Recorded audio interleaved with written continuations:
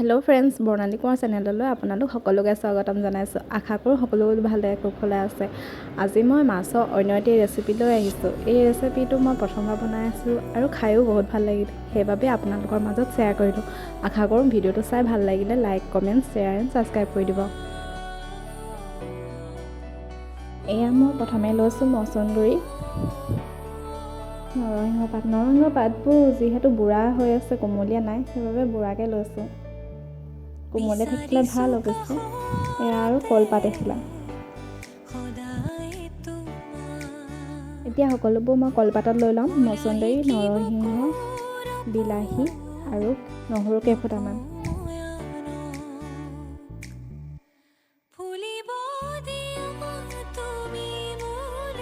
এয়া ঘৰৰ পুখুৰীতে ধৰা মাগুৰ মাছ, বইল কৰা আলু আৰু পিঁয়াজ, এইখিনি ভাজি ল'ম প্ৰথমে।